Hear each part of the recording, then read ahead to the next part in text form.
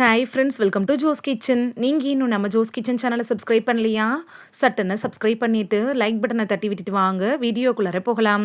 முந்திரி பருப்பு சாப்பிட்றதுனால நமக்கு கிடைக்கக்கூடிய ஆரோக்கிய நன்மைகள் என்னென்ன அப்படின்னு இந்த வீடியோவில் பார்க்க போகிறோம். ஸோ வீடியோவை ஸ்கிப் பண்ணாமல் பாருங்கள் ஃப்ரெண்ட்ஸ். முந்திரி அப்படிங்கிறது பல ஆரோக்கிய நன்மைகளை தன்னுள்ள வச்சுருந்தாலும் எந்த ஒரு உணவையும் அதிகமாக எடுத்துக்கிறது உடலில் பாதிப்பை ஏற்படுத்தலாம். அதனால தினைக்கும் சரியான அளவில் நம்ம முந்திரி எடுத்துக்கிறது ரொம்ப முக்கியமானது.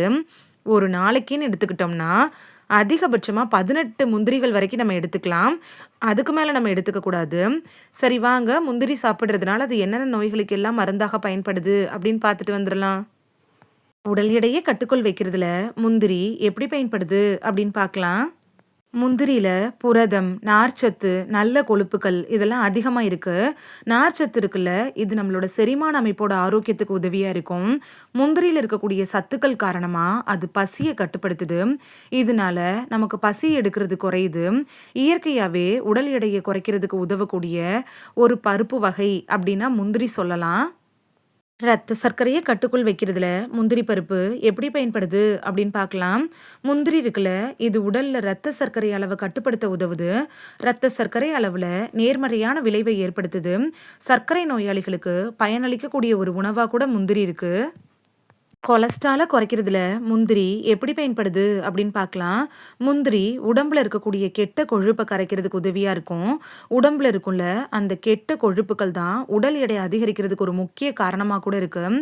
பல ஆரோக்கிய பிரச்சனைகளும் உடலில் ஏற்படுத்துறதுக்கும் இந்த கெட்ட கொழுப்பு தான் காரணம்.